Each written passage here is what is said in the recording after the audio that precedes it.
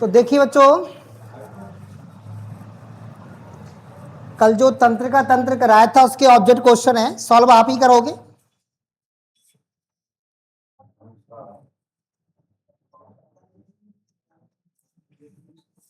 तो good morning. ये topic चालू होता है बेटा, एमसीक्यू क्वेश्चन कर रहे हैं हम लोग तंत्र के। तो पहला क्वेश्चन है आपका, फर्स्ट क्वेश्चन, केंद्रीय तंत्र में क्या शामिल होता है? मस्तिष्क मेरुरज्जु आते हैं बेटा, ये तो पता ही है आपको। तो यहां पर क्या है? मस्तिष्क है। तो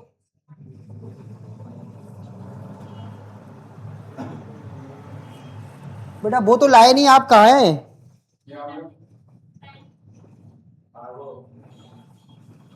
आजा भाई, सार में हो जा, ठीक है। तो क्या है बेटा इसमें ऑप्शन? मस्तिष्क, ये ध्यान रखें।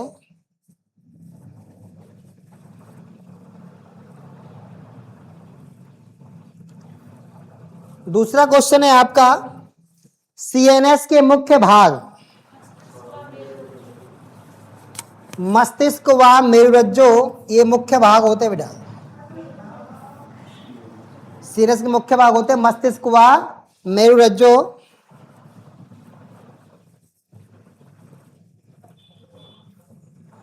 तीसरा क्वेश्चन है, अग्र मस्तिष्क का कार्य क्या होता है? अग्र मस्तिष्क बेटा सोच व स्मरण। अग्र मस्तिष्क कार्य, क्योंकि आप जानते हैं कि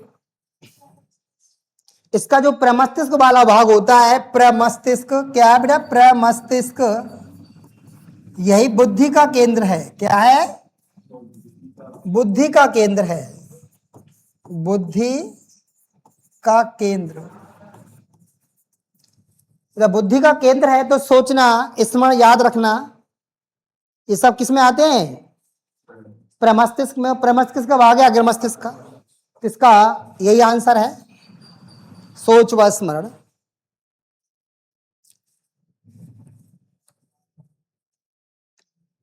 तीसरा क्वेश्चन है, सेरिबेलम का कार्य बताइए। सेरिबेलम जानते हो बेटा? सेरिबेलम का मतलब यह होता है अनुमस्तिष्क।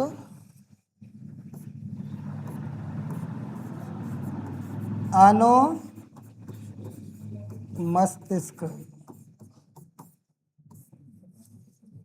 अनुमस्तिष्क है। और इसका जो कार्य होता है बताइए क्या होता है? संतुलन का कार्य होता है अनुमस्तिष्क का।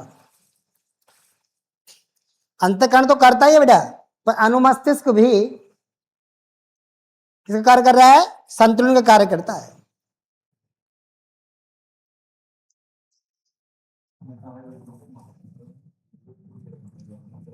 पांचवा क्वेश्चन, मेडुला नियंत्रित करता है, बताए थे आपको, जितनी भी अनैच्छिक क्रियाएं होती हैं, हृदय का धड़कना, श्वसन, रक्तदाब, ब्लड प्रेशर, बताई थी, ये सभी कैसी क्रियाएं हैं?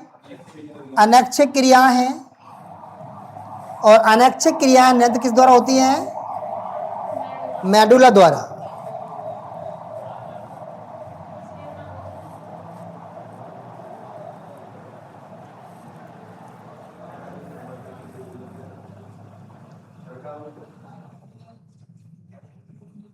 छठवां क्वेश्चन है, रिफ्लेक्स क्रिया, जानते हो? प्रतिवर्ती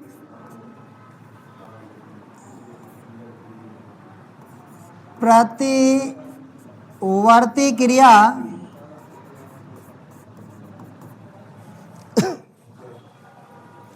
प्रतिवर्ती क्रिया कैसी होती है? धीमी होती है, सोच समझी होती है, तुरंत प्रतिक्रिया होती है, या अनियंत्रित होती है?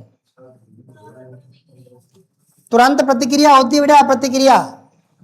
रिफ्लेक्स का मतलब है प्रतिवर्ती जो क्रिया होती हैं वो अकस्मात होती है, तुरंत होती हैं।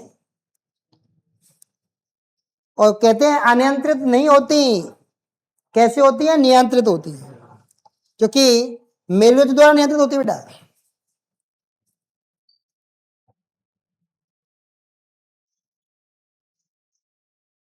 7वां क्वेश्चन है, आंख का पारदर्शी भाग कौन सा है? पुतली पारदर्शी है? बताइए। आंख का पारदर्शी भाग लेंस होता है पारदर्शी। कल बता नहीं लेंस पारदर्शी होता है। भाई पुतली तो प्रकाश पुतली से होकर लेंस के पास पहुंच रहा है।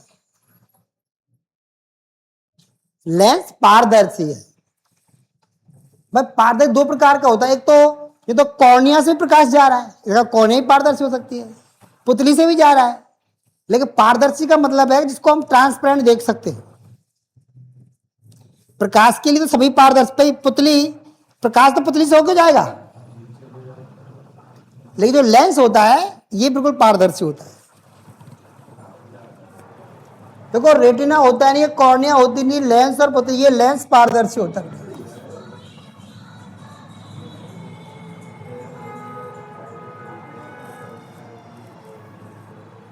8वां क्वेश्चन है, पुतली का कार्य बताइए। क्या करता पुतली? बताया था मैंने आपको, प्रकाश को नियंत्रित करना। अधिक प्रकाश पुतली फैल जाती है, अधिक प्रकाश में फैलती है बेटा पुतली। सॉरी, पुतली क्या करे बेटा? अधिक प्रकाश में सिकुड़ेगी और छोटी हो जाएगी पुतली, और अधिक प्रकाश में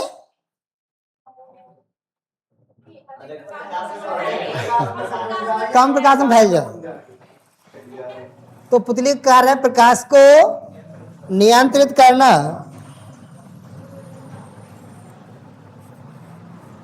लेंस का कार्य बताइए। लेंस का कार्य क्या होता है? जो आंख में लेंस होता है, फोकस करना ही होता है बेटा।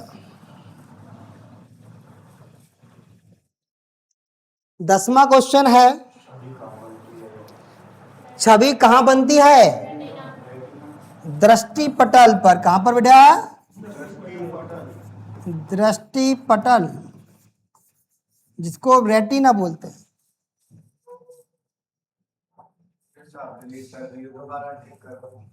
दृष्टि पटल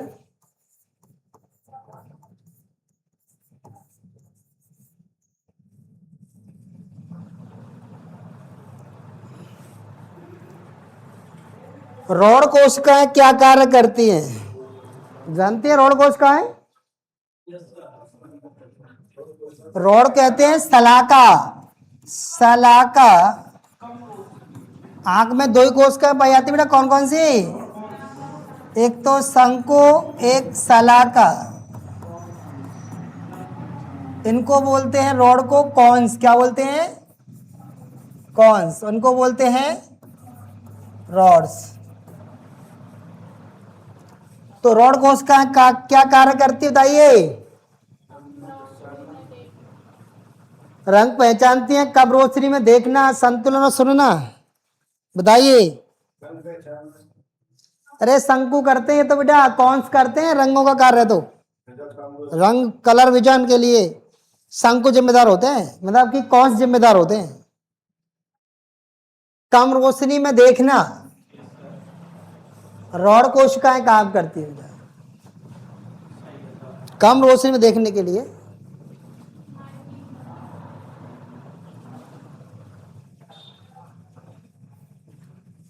कौन कोशिका क्या कार्य करती है? ये कौन जानते हो? ये शंकु है बेटा। बताइए। शंकु रंग पहचानने के लिए। अब कम प्रकाश में देखना या रात में देखना, वो तो कौन है? सलाका ही है। रंग पहचानने के लिए शंकु काम करते हैं।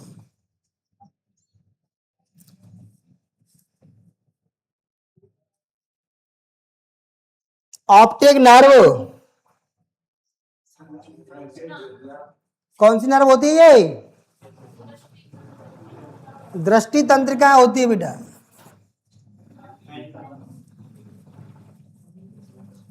क्या होती है? ये दृष्टि तंत्रिका है।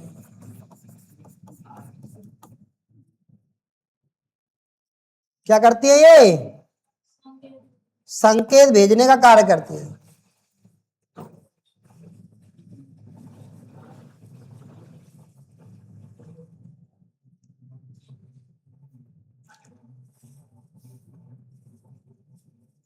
कर्ण का मुख्य कार्य बताइए। काम क्या? कान माने कर्ण माने कान, क्या कार्य करता है? सुनने का कार्य करता है।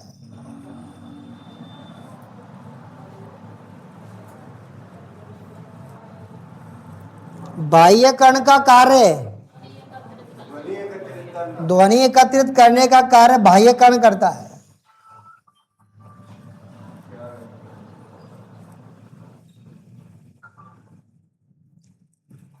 कान का पर्दा क्या करता है?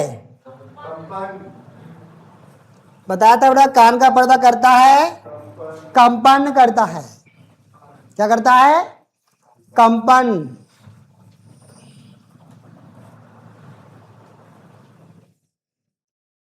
16वां क्वेश्चन है, ऑसिकल्स क्या है? बताइए। ये कर्ण अस्थियां हैं। क्या है ये? कर्ण अस्थियां।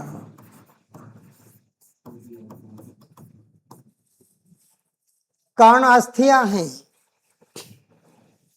बेटा। ये ज्यादातर आप देखते हो कि कोई लेफ्टिनेंट बनता है, कोई डॉक्टर बनता है, कोई नीट देता है, तो इसमें इंग्लिश वर्ड डाले जाते हैं। थोड़ी बहुत नॉलेज तो होनी चाहिए, सही है ना। आगे मैं आपकी किसी भी लाइन में जाते हो, आपको यदि मान लो लेफ्टिनेंट बना दिया, तो वहां भी जितने भी आपके वो हैं सब इंग्लिश में लिखे मिलेंगे, आपको हिंदी में नहीं मिलेगा। सही है ना बेटा। इसलिए आपको थोड़ी बहुत ये ज्ञान होना चाहिए, मतलब इंग्लिश की पकड़ थोड़ी होनी चाहिए। वहाँ अगार तो AGAR मिलेगा, तो वैसे सब पढ़े लिखे होते हैं, फिर भी थोड़ी सी प्रैक्टिस बनी रहे। मेडिकल दुकान पे हिंदी में कितनी दवाई लिखी रहती पता आपको? बहुत एरर चांस में कोई देसी दवाई होगी, वैसी दवाई होगी, थोड़ी बहुत मिलेगी। भाई इंग्लिश टू इंग्लिश लिखा रहता सब कुछ। हाँ बेटा, सब वही है, कुछ नहीं होता। यदि डॉक्टर पर जब पढ़ लें तो फिर तो अपने आप दवाई लिया मैं तुम। लेकिन तुम जैसे बच्चे जो 8th बच्चे पढ़े थोड़े थोड़े से, और यदि वो तुरंत पढ़ लेते, वो छोटे छोटे बच्चे, कुछ नहीं होता। केवल एक उनके कॉमन वर्ड होते हैं बेटा, कोई चीज के कॉमन वर्ड होते हैं। एनीबॉडी आपको यदि पढ़ते ना, तो मतलब कि उसमें ऐसे कॉमन वर्ड इस्तेमाल होते हैं। इसके आप टेम्परेचर इस्तेमाल करना है, नो टेम्परेचर लिख देते वो तो केवल। अब यार टैबलेट लिखनी है तो वे टी भी कर देते हैं, तो टैबलेट तो समझ जाओ, टी भी टैबलेट है। सिप्रोफ्लॉक्सासिन लिखना है तो न्यो CIP ये सिप्रो, और ये न्यो क्यों कर देते हैं सिप्रोफ्लॉक्सासिन। तो उनके अलग अलग कॉमन वर्ड होते हैं। बताइए कॉसिकल्स क्या है? छोटी अस्थियां बेटा।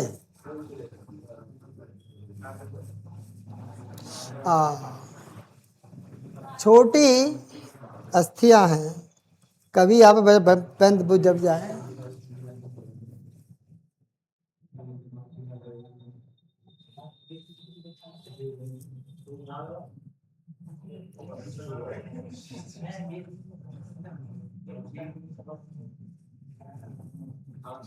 उन्नीसवां क्वेश्चन देखिए, पीछे यहां देख लें बेटा।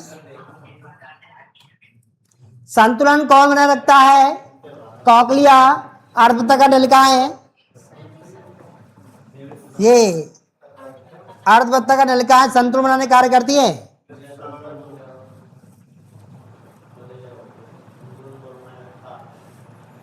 लास्ट क्वेश्चन है, ध्वनि को मस्तिष्क का कौन सा भाग पहुंचाता है? ऑप्टिकल नर्व बेटा।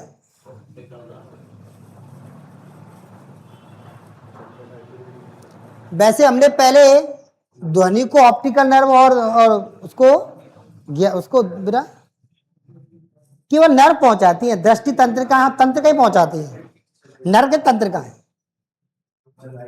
अब अलग अलग तंत्रिका पाई जाती है, ऑप्टिक नर्व और ये कि तंत्रिकाएं होती है। इनको दृष्टि तंत्रिकाएं बोलते हैं, ऑप्टिक नर्व को। और इसको क्या बोलते हैं? श्रवण तंत्रिकाएं बोलते हैं। श्रवण को इंग्लिश में क्या बोलते हैं?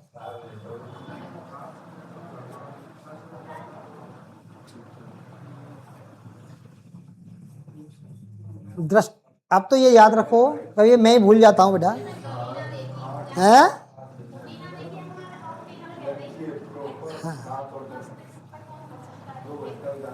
ऑप्टिक नर्व, ये ध्यान रखना, केवल नर्व हमारे तंत्रिका पहुंचाती है। अब वो दृष्टि तंत्रिकाएं, और दृष्टि तंत्रिका तो आंख में पाई जाती है, ऑप्टिक नर्व, और कण में ये श्रवण तंत्रिकाएं होती है।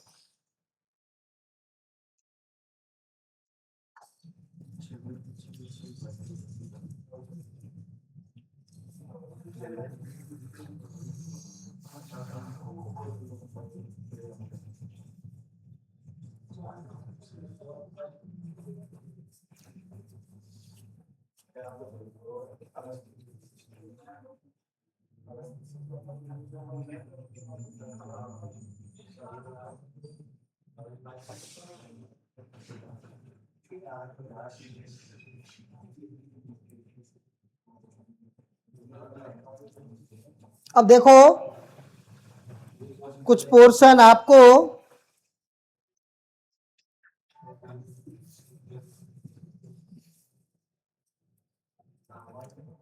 देखो, इनको बोलते हैं कोची नर्व। तो बताई थी ना आपको, ऑप्टिक नर्व तो ये बोलते हैं किनको? दृष्टि तंत्रिकाओं को। वो सही था, वहां तो सही था, मैं नहीं बोला था। लेकिन ये कॉकलियर नर्व है। कॉकलियर वाले भाग से कॉकलियर भी बोलते हैं इनको, कॉकलियर नर्व भी बोलते हैं, कॉकलियर से तो निकलती है ये, तो कॉकलियर नर्व बोल सकते हैं इनको।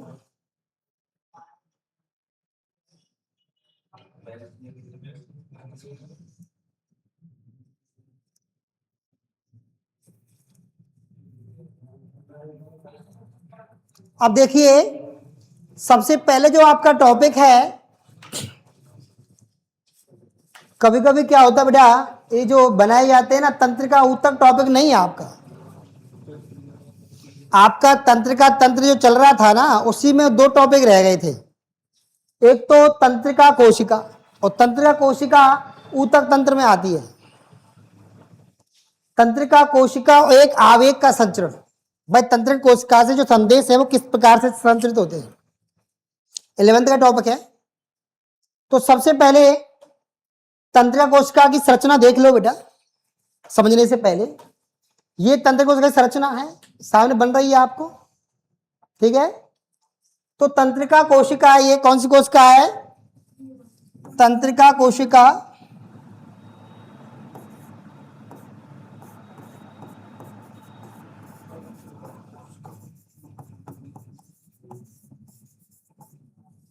ये ब्लैक काम करेगा यहां पर, ठीक है बेटा। तंत्रिका कोशिका है ये। अब देखिए, तंत्रिका कोशिका के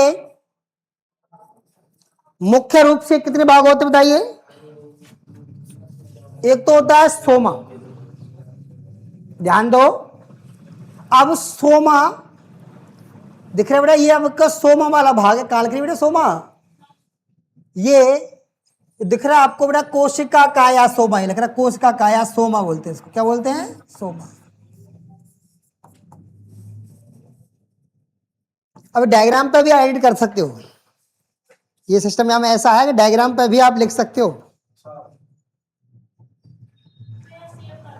हाँ, ये सोमा वाला भाग है।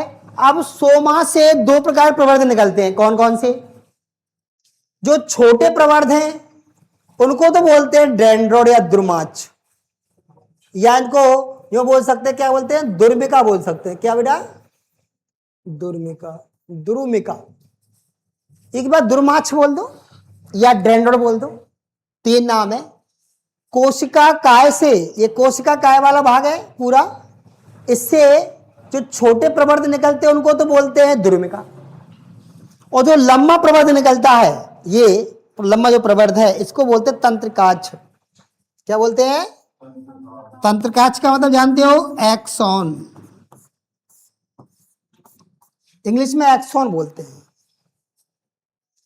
ये तंत्रिकाक्ष है, इससे छोटे प्रवर्ध द्रुमिका, और जो लंबा प्रवर्ध है ये क्या है, छोटे प्रवर्ध है। कैसे हैं ये, छोटे प्रवर्ध। ओके, ये क्या बेटा, लंबा प्रवर्ध, ये कहलाता तंत्रिकाक्ष। आप देखिए इस सोमा वाले भाग में एक तो केंद्रक मिलता है, आपका दिख रहा है, एक केंद्रक है ये, और एक निसेल कणिका लिख रहा है, निसेल ग्रेन्यूल, क्या इनको क्या बोलते हैं, निसेल कणिका है। ये निसेल कणिकाएं पाई जाती हैं। अब एक बात ध्यान रखना हमेशा कि जो संदेश होता है, जितने भी आप पता है, ये आपकी जो द्रुमिका होती है हमारी ज्ञानेंद्रियों पर होती है। किस पर होती है, ज्ञानेंद्रियों पर। त्वचा, आंख, कान, ये होते द्रुमिका वाले भाग। संदेश को लाने कार्य कौन करता है, संदेश सबसे पहले संदेश इन्हीं से आता है बेटा। ये आपका संदेश को प्राप्त करती है, क्या करती है बेटा, यही संदेश बाह्य वातावरण से संदेश को ग्रहण करेंगे, तो इसके बाद संदेश किस में आएगा, सोमा वाले भाग में आएगा, और सोमा से जो संदेश है वो आपका कहां तक आएगा, पहले द्रुमिका में आएगा संदेश, द्रुमिका से सोमा में आएगा, इसको बड़े दूसरा नाम सोमा बता दिया। सोमा से किस में आएगा, तंत्रिकाक्ष, और तंत्रिकाक्ष में होते हुए कहां पे आएगा, ये तंत्रिकोशिका का अंतिम सिरा है। तो यहां पर सिनेप्टिक पुटिकाएं पाई जाती हैं, और जब इससे दूसरी कोशिका जुड़ेगी तो यहीं पर क्या बनेगा बेटा, सिनेप्स बनेगा, जानते हो। हाँ बेटा, यहां पर एक यहां बनता है बेटा, उसको बोलते हैं सिनेप्स। हाँ, सिनेप्स, इसको बोलते बेटा तंत्रिका पेशी संधि बनती है। मतलब यहां क्या जुड़ेगी बेटा, दूसरी तंत्रिका कोशिका, तंत्रिका सेल जुड़ेगी तो एक सिनेप्स बनेगा। सिनेप्स का मतलब है तंत्रिका पेशी संधि होगी दोनों के मध्य।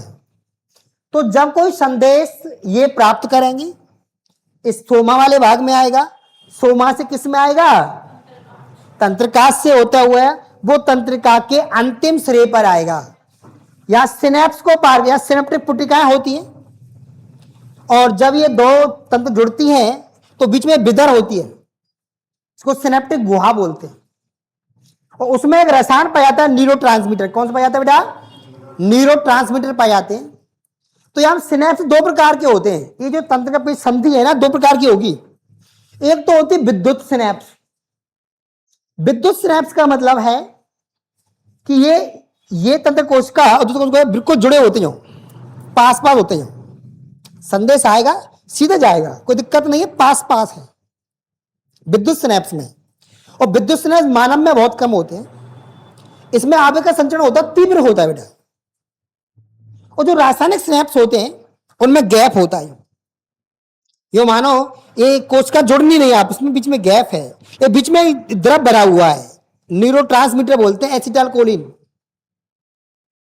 न्यूरॉन सबसे पहले वहां से आएगा, फिर वो द्रव में छूटेगा, फिर द्रव में आकर के फिर वो दूसरे कोशिका में ग्राही होगा, वहां जुड़ेगा, जब संदेश आगे बढ़ेगा।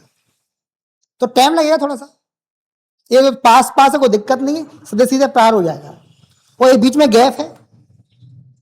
तो विद्युत सिनेप्स में दोनों कोशिकाएं पास पास होती हैं, ये जो संधि बनती है दोनों कोशिकाएं पास पास होती है। रासायनिक सिनेप्स में गैप होता है, इसलिए आवेग का जो संचरण होता है विद्युत सिनेप्स से तीव्र होता है, और रासायनिक सिनेप्स से धीमा होता है। ये बात ध्यान रखना है आपको।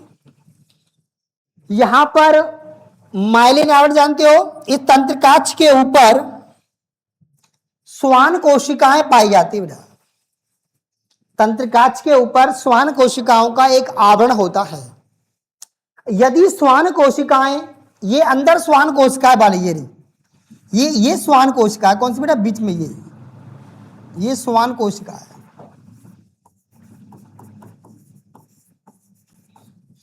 यदि श्वान कोशिका ये वाली नहीं बेटा, ये वाली है, बीच वाली, ठीक है। अरे कहाँ बेटा,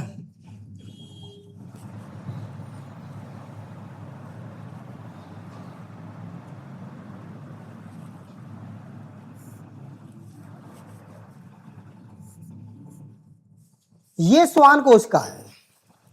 और यहाँ के ऊपर जो आवरण है, कौन सा, ये वाला जो गहरा गहरा आवरण है, कोशिका तो ये हो गई, बीच में ये जुड़ रही है, ये कोशिका ही है।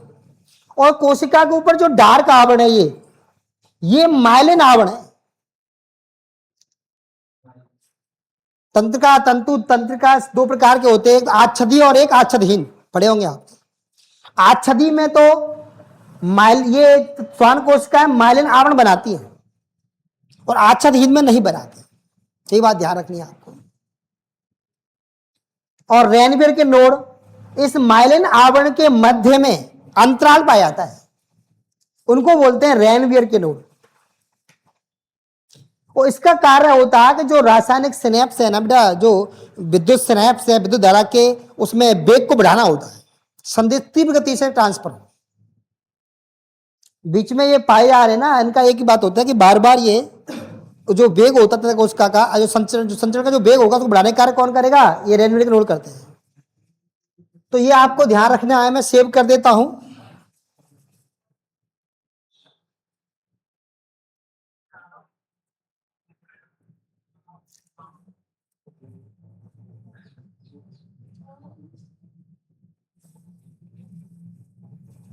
ठीक है, यही कोशिका है आपका पूरे में।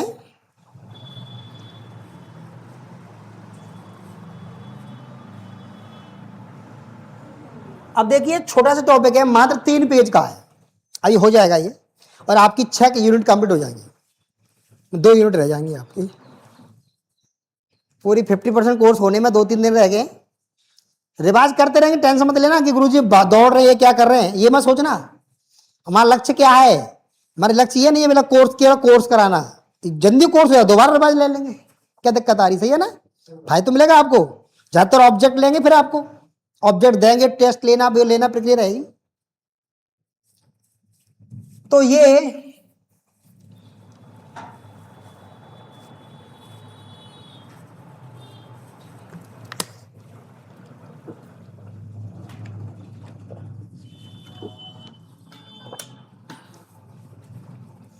तंत्रिका ऊतक, वैसे हमारा जो मुख्य टॉपिक है वो क्या है, तंत्रिका कोशिका। तंत्रिका कोशिका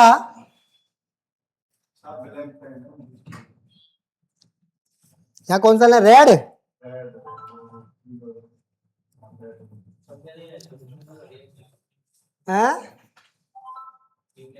सही चल रहा है।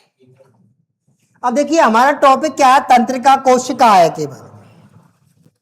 डायग्राम मैंने बता दिया आपको। और आजकल तो बेटा टेक्नोलॉजी का जमाना है, आप कहीं भी डायग्राम तो सर्च करके देख सकते हो, थ्योरी पढ़ते जाओ, डायग्राम देखते जाओ। और कोई चीज है आप लोग नेक्स्ट डे आप पूछ सकते हैं, कोई बड़ी बड़ी प्रॉब्लम आती है तो आपको। तंत्रिका कोशिका क्या, इसको न्यूरॉन बोलते हैं। तो तंत्रिका तंत्र की संरचनात्मक और क्रियात्मक इकाई को बोलते हैं तंत्रिका कोशिका। तंत्रिका तंत्र की संरचनात्मक एवं क्रियात्मक इकाई को क्या कहते हैं, तंत्रिका कोशिका कहते हैं। क्योंकि तंत्रिका तंत्र किसका बना होता है, तंत्रिका कोशिकाओं से मिलकर बनता है। संरचना में 3 भाग अभी बता दिया आपको मैंने। पहला भाग बताया था कोशिका का है डायग्राम में। इसमें नाभिक एक केंद्रक होता है। नाभिक माने जानते हो, नाभिक माने होता है केंद्रक। और क्या पाई जाती है बेटा, मोटाबैलिक क्रियाएं होती यही होती है बेटा। मेटाबॉलिक जानते हो, उपापचयी क्रियाएं, उपापचयी की जो क्रियाएं होती हैं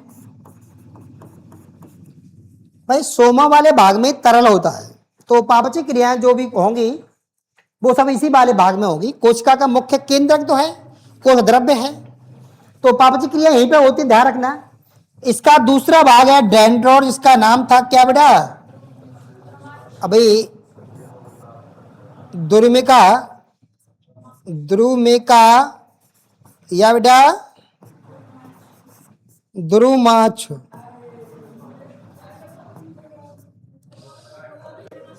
छोटे शाखित प्रवर्ध होते हैं, छोटे शाखित प्रवर्ध होते हैं जो संकेत को प्राप्त, बताया था आपको कि संकेत को कौन ग्रहण करता है, डेंड्रोन, अभी डायग्राम बताया था।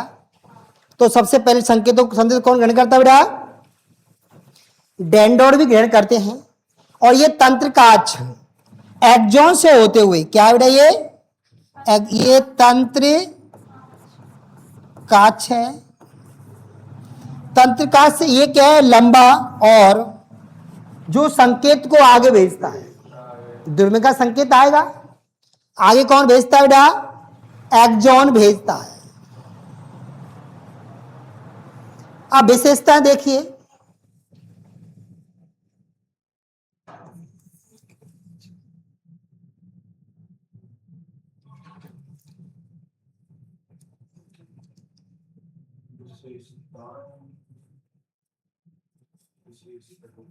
माइलिन आवरण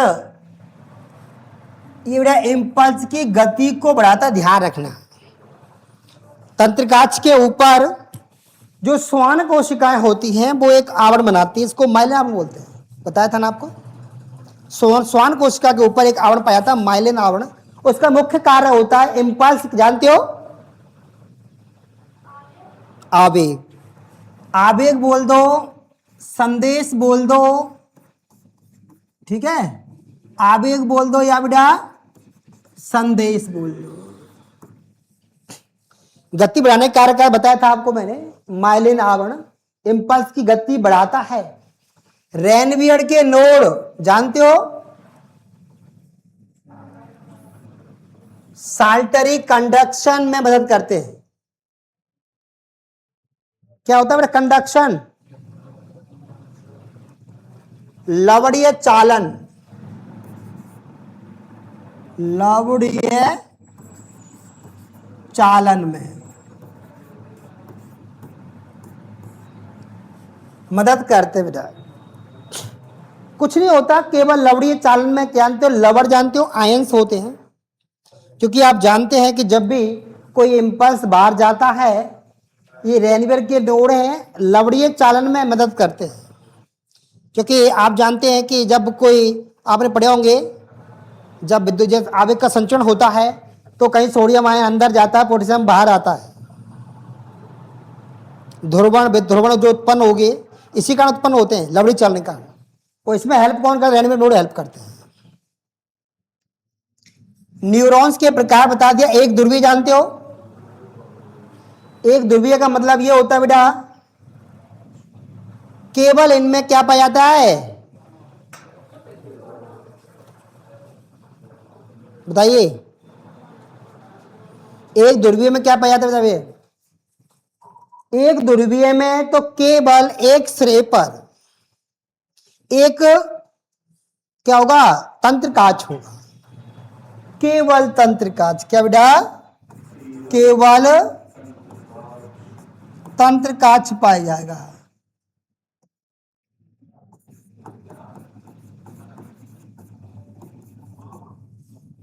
ये मानो केवल तंत्रिकाक्ष पाया जाता है इनमें, मतलब कि इनमें, इनको बोलते हैं एक ध्रुवीय न्यूरॉन। द्विध्रुवीय में न्यूरॉन जानते हो, द्विध्रुवीय, द्विध्रुवीय का मतलब बेटा एक तंत्रिकाक्ष व एक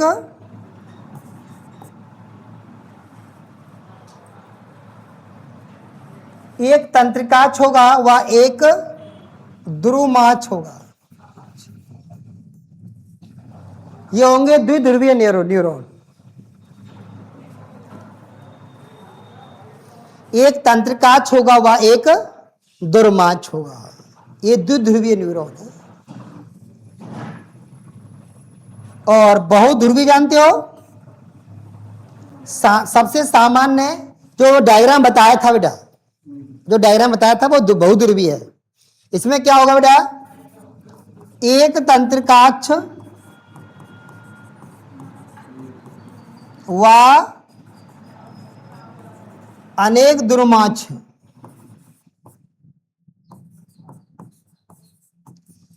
तंत्रिकाक्ष तो एक होगा और अनेक दुर्माक्ष होंगे। तो इनमें केवल तंत्रिकाक्ष पाया जाता है, एक बात ध्यान रखना, एक ध्रुवीय में या के एक सिरे पर एक तंत्रिकाक्ष एक दुर्माक्ष होगा। और बहुध्रुवीय का मतलब है तंत्रिकाक्ष तो जो कोशिका बनाई थी वे सबसे सामान्य है, जो कोशिका दिखाई थी। तंत्रिकाक्ष तो एक ही था ना बेटा, और दुर्माक्ष अनेक थे। तो ये बहुध्रुवीय न्यूरॉन है। तो ये आपको ध्यान रखना है। तंत्रिका आवेग है, तंत्र कोशिका हो चुकी है बेटा आपका। तंत्रिका आवेग जानते हो, नर्व इंपल्स। यह एक विद्युत रासायनिक संकेत है।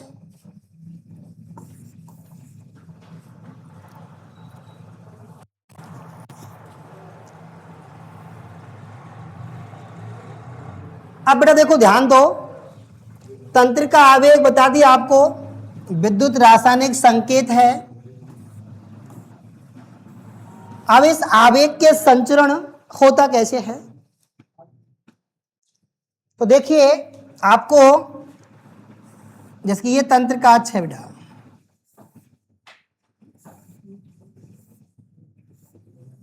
ये तो होती है ध्रुवण।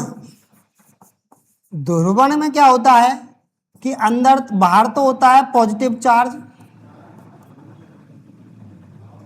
मतलब क्या होते हैं, Na+ होते हैं। बाहर तो यही होगा,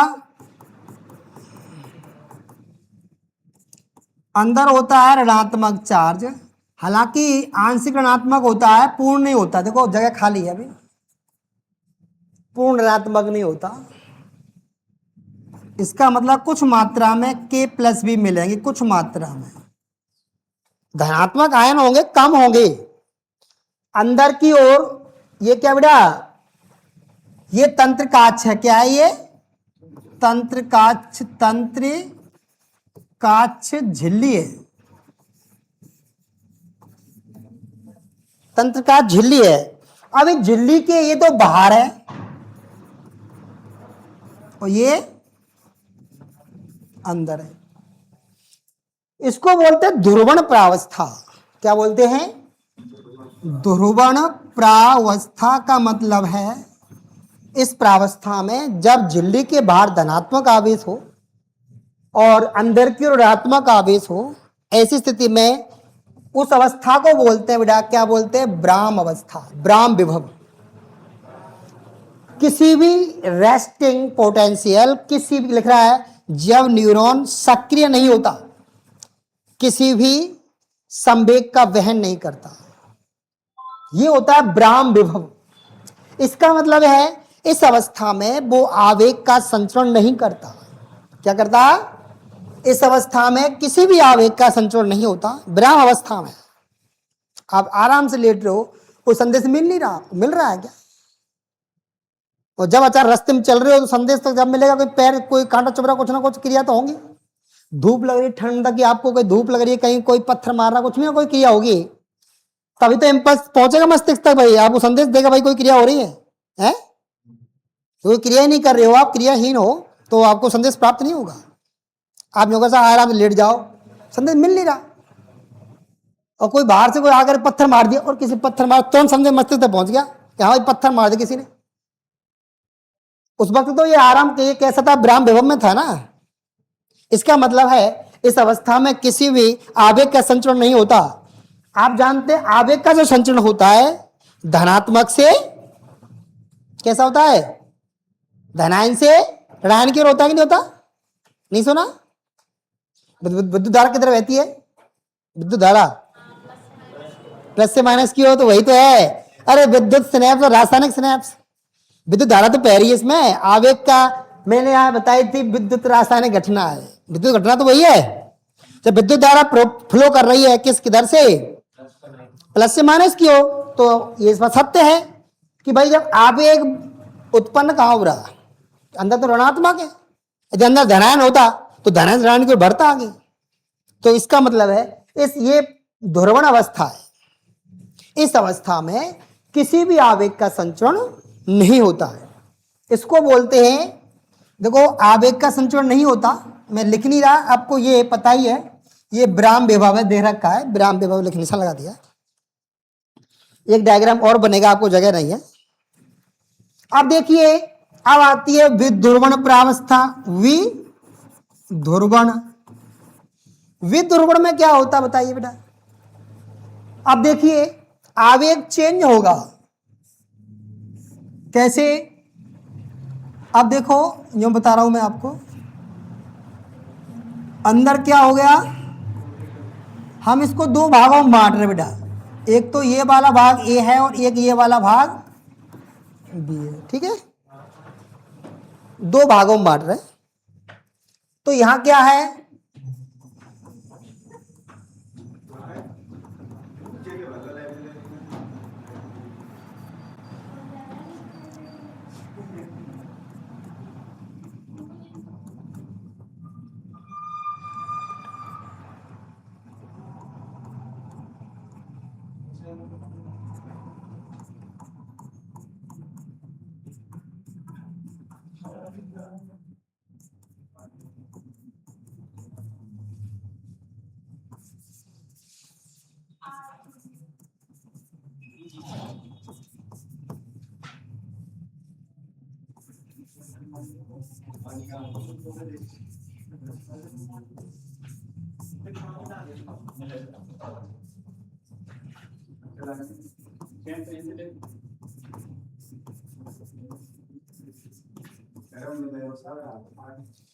अब देखिए बेटा, अब जैसे ही बेटा या तो आवेग का संचरण नहीं हो रहा, क्योंकि आवेग संचरण होता है धनात्मक सिरे से धनायन से ऋणायन की ओर। अब क्या होता है, जैसे ही कोई क्या मिलेगा, उद्दीपन, क्या मिलता है इसको, लिख रहा है बेटा उद्दीपन, उद्दीपन मिलता है बेटा, कोई उद्दीपन मिल गया, कोई संकेत, किसी पत्थर मार दिया, किसी ने पिन चुबा दी, किसी ने कुछ भी कर दिया, जैसे इसको उद्दीपन मिल गया, उद्दीपन मिलते क्या होगा, आयनों में क्या होगा, यहां जो सोडियम थे बेटा यहां पर, वो बाहर से सोडियम प्लस आयन क्या गए, बाहर से अंदर गए, और पोटेशियम बाहर आए, तो पोटेशियम तो कम है, तो बाहर तो आंशिक धनावेशी आएगा, बाकी अधिकतम तो ऋणावेशी आएगा। इसका मतलब ध्रुवता चेंज हो गई, ध्रुवता चेंज हो गई, आगे तो नहीं हुई ना भाई, यही तो हुई है। मैं ये दिखाया कि अभी ध्रुवता यहां चेंज हुई है, देखो आवेग उत्पन्न हो गया, हो गया नहीं होगा। इसका मतलब है अब आगे ऋणात्मक चार्ज है, इधर धनात्मक है, तो विद्युत धारा किधर बहेगी, जो आवेग का संचरण होगा धनात्मक से ऋणात्मक की ओर, सिर दिखा रहा है बेटा, ये सक्रिय प्रावस्था है, क्योंकि उद्दीपन मिलते ही आवेग का संचरण हो रहा है। तो विध्रुवण प्रावस्था के द्वारा ही आवेग का संचरण होता है। तो ध्रुवता चेंज होगी, अंदर धनायन हो गया, अब आवेग धनायन से आगे ऋणायन है, ऋणायन की ओर बहेगा। लेकिन आगे जो तीसरी कंडीशन है, पहली दूसरी, जो तीसरी कंडीशन है बेटा ये, इसको बोलते हैं पुनः ध्रुवण, पुनः ध्रुवण, पुनः ध्रुवण का मतलब जानते हो बेटा, ये स्थिति आ जाएगी, ये ए बी,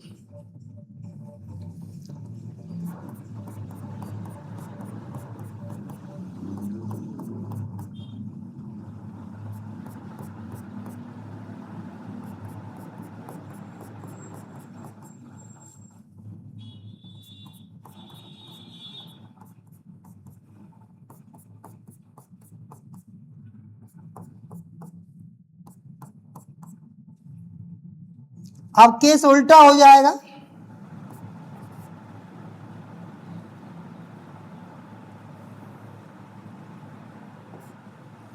अब जो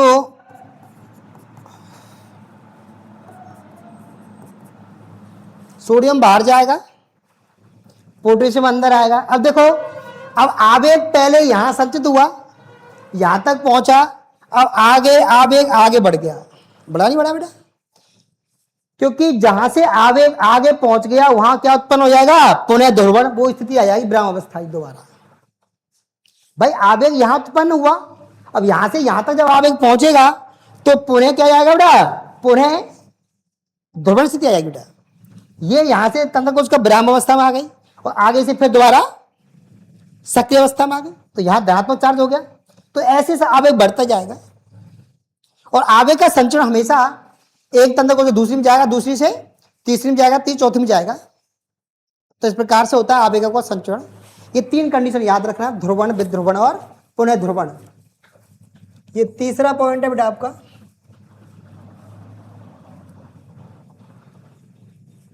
अब देखिए बेटा, आप जवाब दोगे, मैं समझा दिया है। 2 प्रकार के विभव उत्पन्न होते हैं।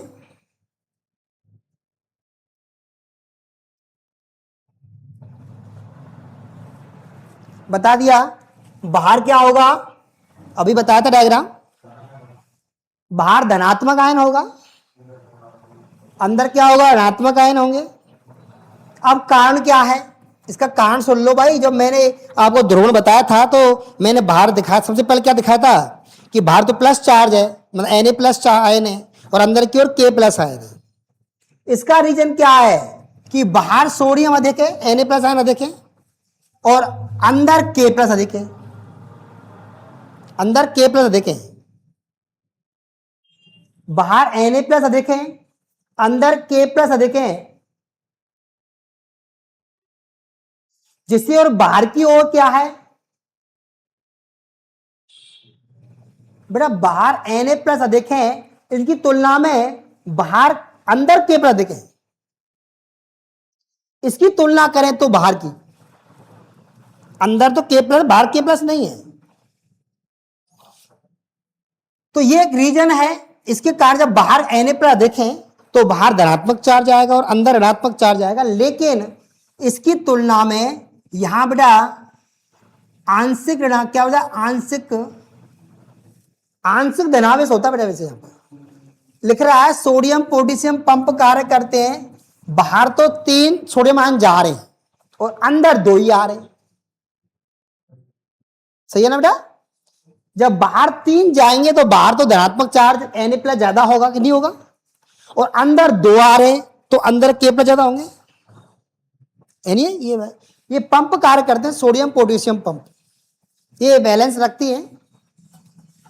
अब देखिए, ये तो केवल ब्राह्म विभव है। अभी बताया कौन सा ब्राह्म विभव। इस अवस्था में तो आपका संचरण हो ही नहीं सकता। जब अंदर धनात्मक चार्ज हो और अंदर बाहर धनात्मक हो और अंदर ऋणात्मक हो, इस अवस्था में किसी भी आवेग का संचरण हो नहीं सकता। अब देखिए, क्रियात्मक विभव बता दिया आपको, सक्रिय विभव है। दूसरा नंबर दिखाया था आपको ध्रुवण। इसमें क्या होता है बेटा? देखिए क्रियात्मक विभव देखो, ये होगा डीपोलराइजेशन, जानते हो? अभी बताता मैंने आपको। विध्रुवण क्या होगा? विध्रुवण होगा। विध्रुवण जानते हो? अभी डायग्राम बनाए थे तीनों के। अब विध्रुवण में क्या होगा? Na+ अंदर की ओर आएगा, बताया था आपको, अभी डायग्राम बनाया था। Na+ अंदर आ रहा है और जिससे अंदर क्या हो जाएगा? धनात्मक और बाहर ऋणात्मक।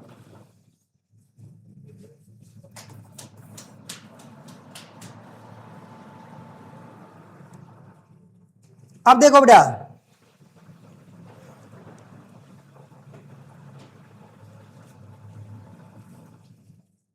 इसका मतलब यह है, ध्यान दो, ये स्थिति आ जाएगी बेटा कौन सी? ये अभी बताई थी आपको, ये स्थिति उत्पन्न हो जाएगी कौन सी? अंदर की ओर धनात्मक हो जाएगा ये ऐसे, और बाहर की ओर ऋणात्मक हो जाएगा।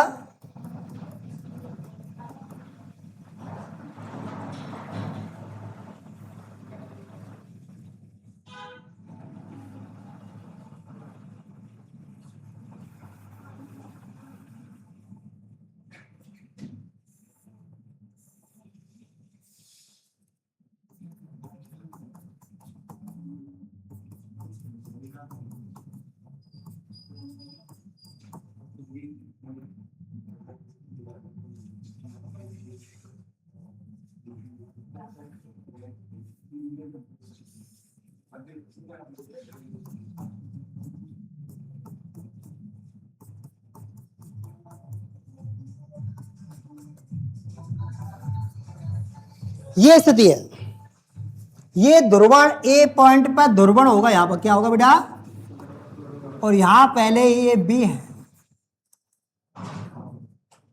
ये अवस्था है कौन सा, ये कौन सी अवस्था है, विध्रुवण की। कौन सी, विध्रुवण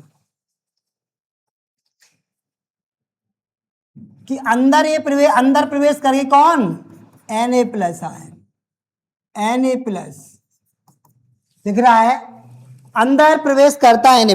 जब Na+ अंदर प्रवेश कर गया और अंदर धनात्मक हो जाता, अंदर धनात्मक हो गया, इस अवस्था में ये तीर जो दिखा रहा है, ये दिखा रहा है आवेग का संचरण होगा। क्या होगा बेटा, आवेग का संचरण होगा, दिखा रहा है। अब ये भाग में हुआ है, अब देखिए ये क्या है, ये आपकी पुनः ध्रुवण है, पुनः ध्रुवण। इसमें क्या होगा बेटा, ये पुनः ध्रुवण क्या होता है बेटा,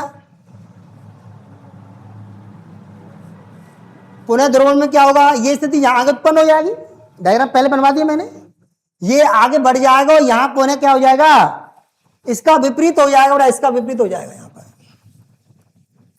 लिख रहा है न्यूरॉन रिएस्टिंग अवस्था में, मतलब पहले से विश्राम अवस्था में आ जाएंगे बेटा, विश्राम अवस्था में, मतलब ये स्थिति आगे बढ़ जाएगी, ये ध्रुवण, ये स्थिति यहां उत्पन्न हो जाएगी और ये आगे, तीन डायग्राम पहले बनवा दी मैंने। इसका मतलब आवेग यहां से आगे पहुंचे प्रवेश करेगा, तो इसका मतलब बेटा विध्रुवण और ध्रुवण के द्वारा ही आवेग आगे बढ़ता है। पहले अवस्था आएगी विध्रुवण, आवेग का संचरण होगा और संदेश आगे बढ़ता जाएगा, पीछे से दोबारा से पुनः ध्रुवण होता जाएगा। पुनः को जो तंत्रिका झिल्ली है वो कैसे अवस्था में जाएगी, विराम अवस्था में आती जाएगी और आवेग आगे बढ़ता जाएगा। ये बात ध्यान रखनी है। अब आवेग का संचरण कैसे होता है, चौथा पेज है ना बेटा, अभी तो आवेग उत्पन्न हुआ है, अब आवेग का संचरण कैसे होगा। आवेग एक्सॉन के अलोंग एक स्थान दूसरे स्थान पर जाता है, अलोंग जानते हो, अलोंग, आवेग एक्सॉन के अलोंग एक दूसरे स्थान पर जाता है, हैं?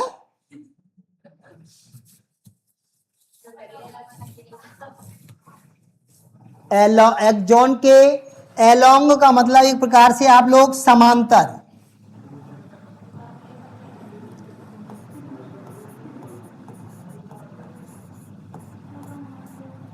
एरोगमन अकेला है, अकेले जा रहा है, किसी को साथ लेके जा रहा है क्या, आवेग अकेले जा रहा है, लेकिन क्या जा रहा है वो समांतर। भाई ये तो तीर दिखा रहा है समांतर, भाई तंत्रिका झिल्ली आपने बताई थी ना, जो मैं दिखाया था तीर समांतर जाएगा, भाई एक्सॉन के समांतर जाएगा, तंत्रिकाक्ष, एक्सॉन क्या है, तंत्रिकाक्ष, तंत्रिकाक्ष क्या जाएगा, समांतर, एलोंग माने अकेला ही जाएगा, कोई साथ नहीं ले जाएगा, लेकिन क्या जाएगा वो समांतर जाएगा, एक स्थान दूसरे स्थान दिखाता मैंने बेटा, पीछे पुनः ध्रुवण होगा, आगे विध्रुवण, तो ऐसे ही आगे बढ़ता जाएगा।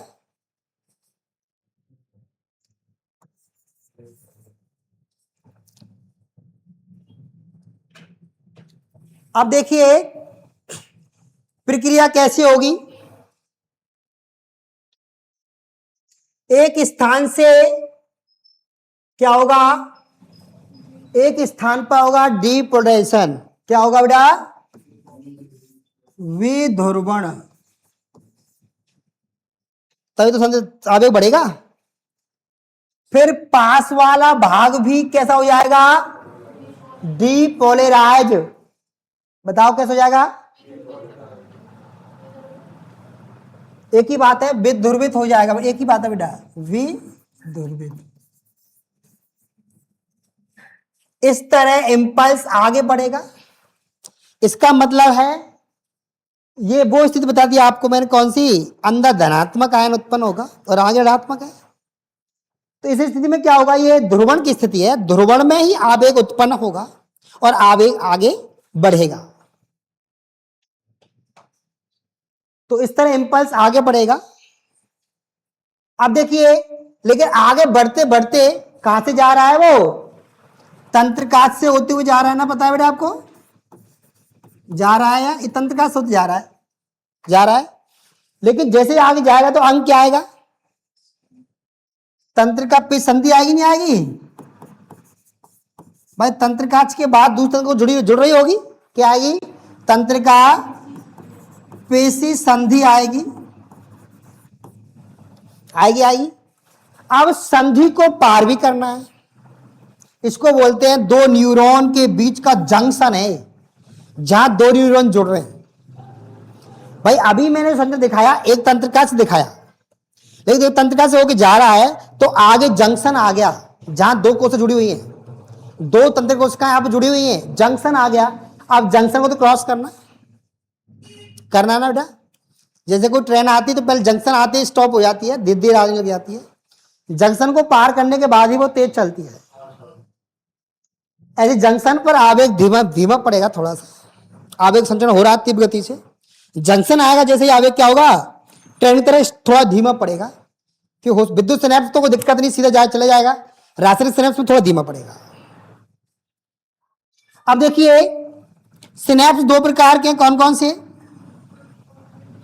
इसमें बेटा आवेग कैसा होगा, आवेग तेज संचरित होगा, तो इसमें कैसा होगा, धीमा। विद्युत सिनेप्स में जो तंत्र का पेश संधि है ना बेटा, वे दोनों कोशिकाएं पास पास होती है, तो इनमें गैप होता है, तो आवेग धीमा जाएगा।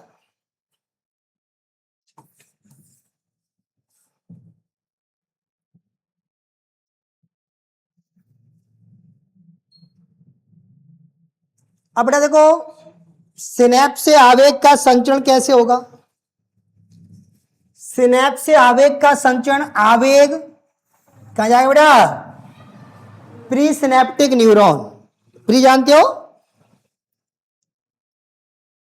प्रारंभिक न्यूरॉन, भाई पहली तंत्र तो क्या बेटा, प्री सिनेप्टिक न्यूरॉन का मतलब है प्राथमिक तंत्र कोशिका, पहली संधि है, जो पहली तंत्र कोशिका है, प्री माने पहली, आवेग प्री सिनेप्टिक न्यूरॉन तक पहुंचता है, जो प्राथमिक सिनेप्टिक का मतलब है न्यूरॉन तक पहुंचेगा, पहली संधि तक पहुंचेगा।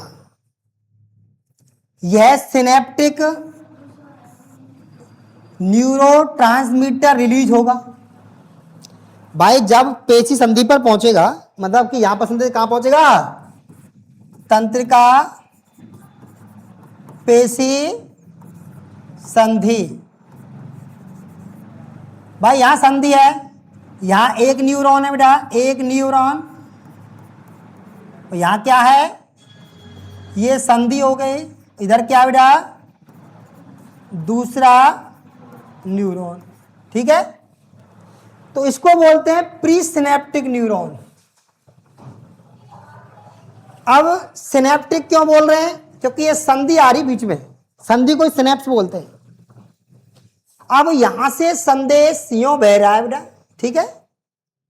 अब क्या होगा, जैसे वो संधि पर आएगा तो क्या हो, न्यूरोट्रांसमीटर रिलीज होगा, रसायन रिलीज होगा बेटा, रसायन, क्योंकि ये कौन सा सिनेप्स है, रासायनिक सिनेप्स है। अब यहां पेशी संधि में, यहां पे जो संधि है ना बेटा, गैप है, यहां में एक रसायन मुक्त होगा, कौन सा, रसायन, क्योंकि दोनों न्यूरॉन जुड़े हुए नहीं है, थोड़े यूं है, अधर है, जुड़े हुए नहीं है, तो जो भी आवेगा रसायन में आएगा, लिख रहा है, क्योंकि अब ये रिलीज होगा न्यूरोट्रांसमीटर, जो न्यूरॉन को ट्रांसफर करेगा, आगे बढ़ाएगा, यह सिनेप्टिक क्लिफ्ट पर पार करता है। सिनेप्टिक क्लिफ्ट जानते हो, सिनेप्स दरार को, एक दरार होती है बेटा, सिनेप्टिक जो दरार है, इसको एक दरार को पार करे बेटा, सिनेप्टिक एक प्रकार दरार है। ये जो दरार है उसको पार करेगा, रसायन ही तो है, बीच में रसायन भरा हुआ है, आवेग रसायन से होते हुए कहां पहुंचेगा? अब क्या पहुंचेगा बेटा? ये पोस्ट सिनेप्टिक रिसेप्टर। यहां पर जो पोस्ट कहते हैं, दूसरी तंत्र कोशिका का जो रिसेप्टर होगा बेटा, ग्राही होगा। ये रिसेप्टर है, ग्राही है भाई। जब आवेग संदेश इसमें आ गया, संधि में आ गया, संधि मुक्त हो गया, तो इस तंत्र कोशिका का जो द्रुमिका वाला होगा ना, वहां पर एक रिसेप्टर होगा, वहां पर ग्राही होगा। ग्राही को इसको बोलते हैं, रिसेप्टर किसको बोलते हैं? ग्राही। तो ग्राही, इससे ग्राही जुड़ जाएगा, अब आगे बढ़ेगा, फिर आगे भी संधि आएगी, फिर आगे संधि आती जाएगी, तो ऐसा संचित होगा बेटा। अब नया इंपल्स उत्पन्न होता है, जैसे रिसेप्टर जुड़ जाएगा ना ग्राही से, अब वहां पे नया आवेग उत्पन्न होगा, फिर वो आवेग उसको उसका आगे बढ़ेगा, मतलब इसमें आगे बढ़ेगा, फिर इसमें, फिर दोबारा वही क्रिया होगी। फिर जैसे वो ग्राही जुड़ेगा, वो नया इंपल्स बनेगा बेटा। ग्राही पहचानता है इंपल्स को, नया इंपल्स देता, फिर वो उसको उसका जाएगा, फिर आगे में संधि आएगी, फिर संधि को पार करेगा, फिर आगे, तो ये क्रिया होती रहती है, लेकिन बहुत फास्ट होती है क्रिया। निष्कर्ष क्या है? न्यूरॉन शरीर में सूचना का आदान प्रदान करता है और तंत्रिका कोशिका का मूल आधार है। कि जितने भी आवेग जाते हैं एक कोशिका से दूसरी कोशिका में, तंत्रिका से होके जाते हैं।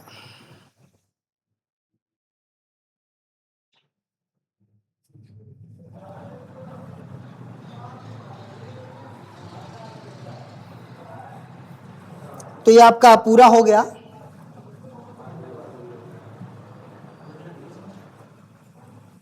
अब देखिए बेटा, इसके ऑब्जेक्ट देख लो।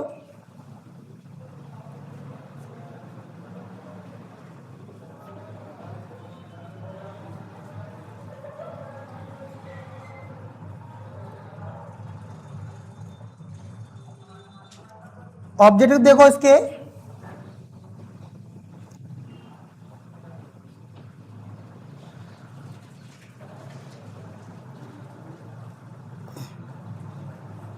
इधर देखो सभी, यहां गलती से लिख गया बेटा, हमने नहीं लिखा, वहीं से लिख के आ गया है। हमने एक कोशिश भी की थी, बाद में कोई सर ये दोबारा पूरा फिर क्या हो जाएगा, वो क्वेश्चन अलग अलग रिकॉग्नाइज करता है, यदि हम दोबारा इसको करेक्शन करते हैं तो फिर क्वेश्चन पूरे चेंज कर देगा। ये हमने 20 क्वेश्चन मांगे, ये सब सॉफ्टवेयर से काम होता है बेटा, ये करेक्शन का काम तो हम ही करते हैं, बस सॉफ्टवेयर करते हैं। सॉफ्टवेयर हम डाटा प्रोवाइड करते हैं, जो भी डाटा देते हैं ना, और डाटा से वो क्वेश्चन चूज करता है, जो डाटा प्रोवाइड किया उसी डाटा से क्वेश्चन आएगा। आप जो पढ़ रहे हो क्वेश्चन बाहर से आ रहा है क्या? आ रहा है बाहर से, हम डाटा इनपुट करते हैं, डाटा इनपुट, डाटा से ही ऑब्जेक्ट बनते हैं, वो डाटा से ही बनते हैं बेटा ऑब्जेक्ट। तो यह न्यूरॉन नहीं आएगा, क्या आएगा? तंत्रिका कोशिका आएगी, सॉरी तंत्रिका तंत्र आएगा। अरे भाई आजा आजा, तंत्रिका तंत्र आएगा, ठीक है।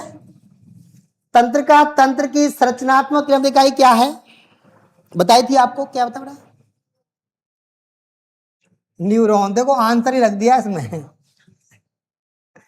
तंत्रिका तंत्र की संरचनात्मक इकाई क्या है? न्यूरॉन है।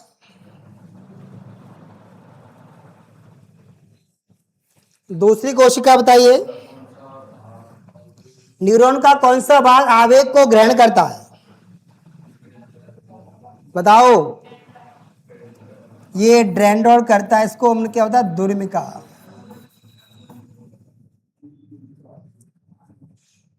ये ग्रहण करती है बेटा।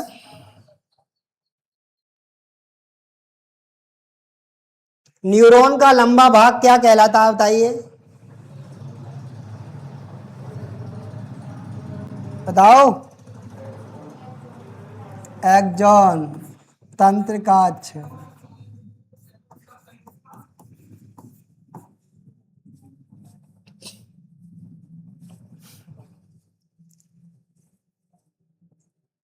माइलिन आवरण का कार्य क्या है? आई बताया था आपको मैंने, आवेग के वेग की गति को बढ़ाना है, बताया ना बेटा। माइलिन का यही कार्य होता है।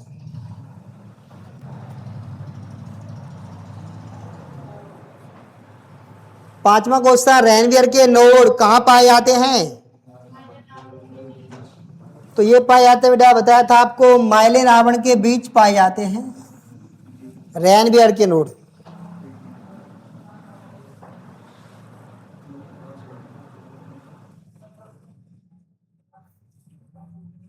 भाई क्या कर रहा है?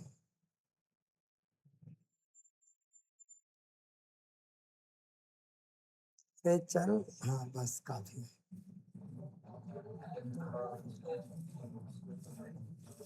छठवा क्वेश्चन है, तंत्र का आवेग का संचरण किसके द्वारा होता है? बेटा आयनी तो करते हैं, मतलब Na plus K plus Cl minus ion. भाई धनात्मक ऋणात्मक चार्ज होता है तो आयनी करते हैं।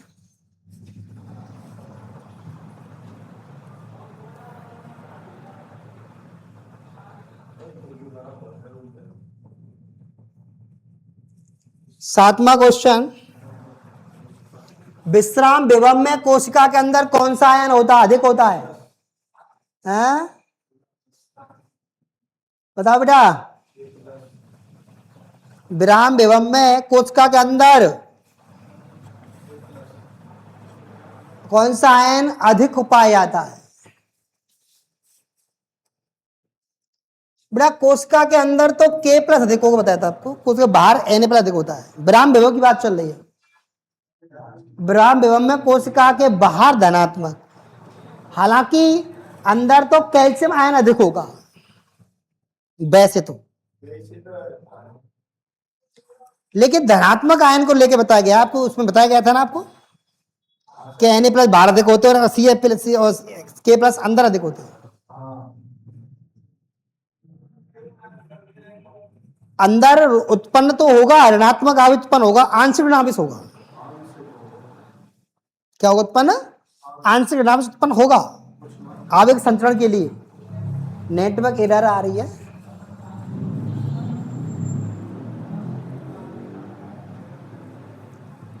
आठवां क्वेश्चन बताइए,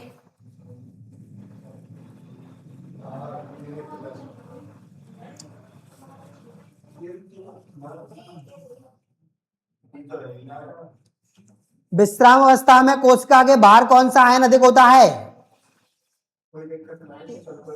बता बेटा, विश्राम अवस्था में कोशिका के अंदर, कोशिका के बाहर बात कर रहा है तो बाहर तो Na प्लस अधिक होगा।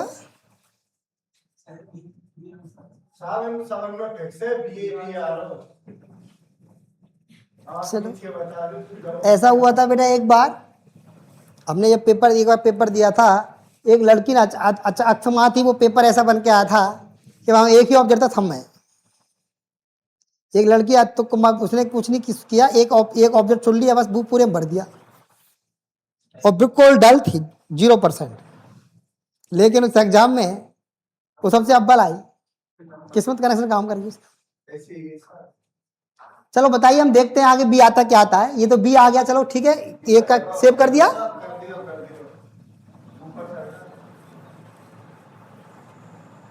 Number question, sodium potassium pump क्या करता है? बताओ, अभी बताया था आपको मैंने। 3 Na प्लस बाहर जाएंगे और 2 प्लस अंदर जाएंगे। ये रहा।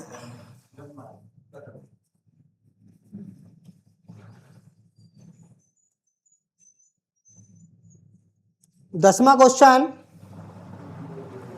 डीपोलराइजेशन जानते हो? विध्रुवण,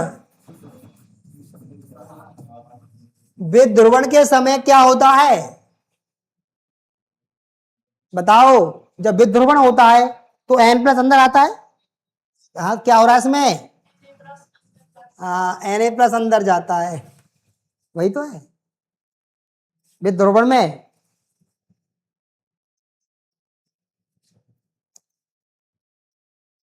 11वां क्वेश्चन है रिपोलराइजेशन, जानते हो? पुनः ध्रुवण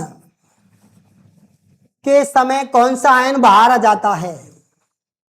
जब पुनः ध्रुवण होता है तो बाहर कौन सा जाता है? Na+ जाएगा, जो पहले अंदर आया था। भाई जो पहले Na+ अंदर आया था, पहले जो अंदर आया था ध्रुवण में, भाई ध्रुवण में तो नहीं, ध्रुवण में जो अंदर आया था अब पुनः ध्रुवण में बाहर जाएगा। अब ऑब्जेक्ट चेंज तो हो गया, इससे पहले भी ऑब्जेक्ट चेंज था और दोबारा समय बी आ रहा है। हाँ चलो आगे देखते हैं।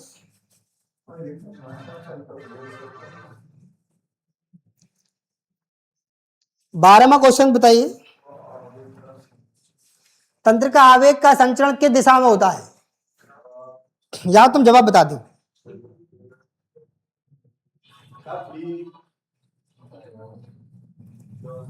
तंत्र का आवेग का संचरण किस दिशा में होता है? एक्सॉन से डेंड्रॉइड, एक्सॉन से डेंड्रॉइड तो होता ही नहीं बेटा, इसका मतलब इसमें तो होता ही नहीं है। होता है क्या?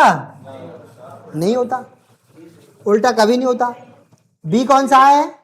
डेंड्रॉइड से एक्सॉन की ओर होता है। अब ये दोनों तरफ तो नहीं होगा, इसके लिए क्या है?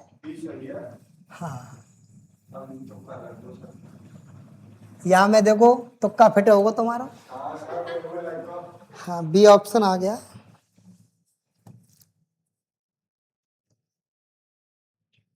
सिनेप्स क्या है?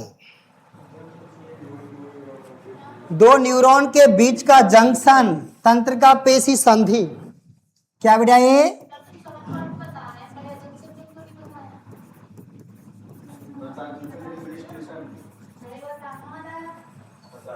जंक्शन का मतलब जो ही संधि, यही तो बात है बेटा, ये संधि तो है, जंक्शन में संधि।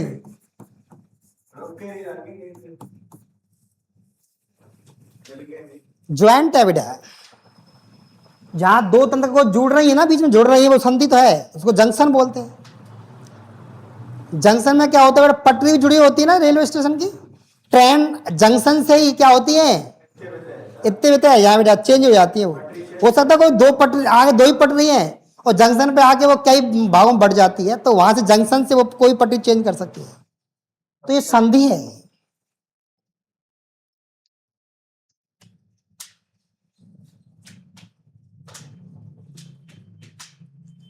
चौदहवां क्वेश्चन है, रासायनिक सिनेप्स में कौन सा पदार्थ कार्य करता है? हार्मोन्स, एंजाइम, न्यूरोट्रांसमीटर बेटा बताया था आपको। एसिटाइल कोलिन एक न्यूरोट्रांसमीटर बेटा, यही काम करता है। वो सिनेप्स दरार को भरने का काम करेगा, जिससे रसायन दरार से होकर अगले तंत्र को जा सके।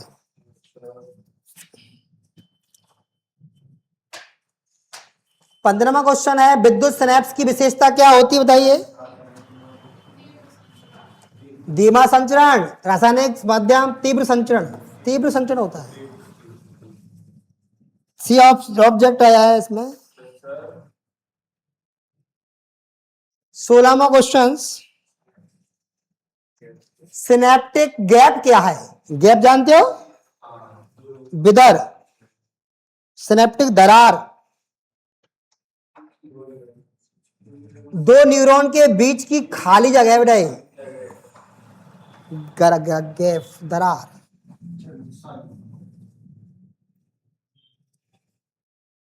देखो डिफिकल्टी कुछ नहीं आती, ये इंग्लिश बढ़ ही है, इन कोई बड़ा ऐसा आ जाए कि आप ना समझ पाए, ये डिफिकल्टी बढ़ जाती है।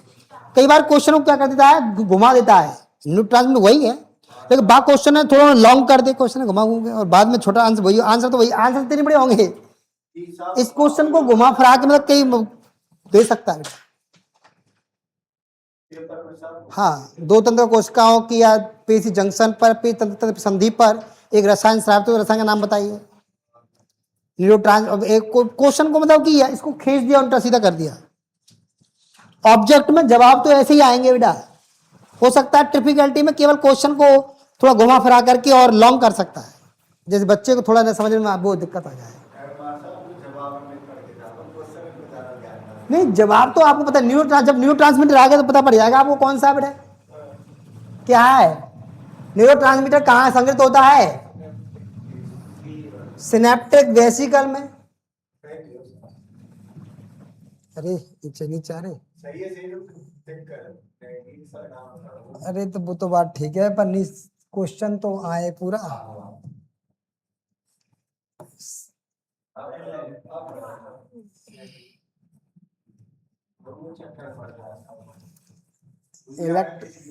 इलेक्ट्रॉनिक चीजें भाई ये इंसान भूल जाता है, हम भूल जाते हैं तो ये क्यों नहीं भूलेगा। आवेग संचरण के दौरान विद्युत विभव में परिवर्तन को कहते हैं। आवेग संचरण के दौरान विद्युत विभव में परिवर्तन होता है तो क्या शून्य विभव बोलते नहीं है, ये तो कहते ही नहीं बेटा। स्थिर विभव भी नहीं कहते कि आवेग में परिवर्तन हो रहा है। क्रियात्मक विभव, क्रियात्मक विभव कहते हैं। विश्राम विभव और स्थिर विभव एक ही बात है।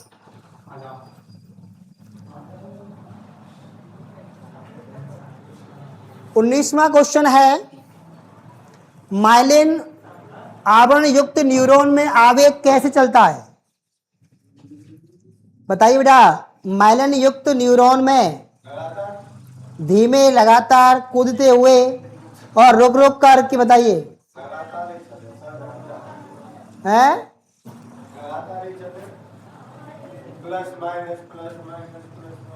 माइलिन युक्त न्यूरॉन में आवेग का संचरण वैसे तो तेजी से होता है ना बेटा,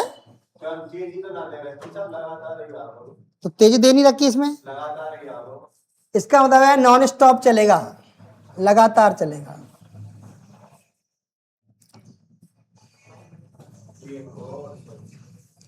लास्ट क्वेश्चन है, सिनेप्स में आवेग का संचरण किस दिशा में होता है? बताओ बेटा, सिनेप्स में आवेग का संचरण, सिनेप्स क्या बताइए आपको? तंत्र का पेशी संधि, और संधि से आवेग कैसे जाएगा? एक दिशा में जाएगा, दो दिशा में नहीं जा सकता, तो केवल एक दिशा में जाएगा बेटा।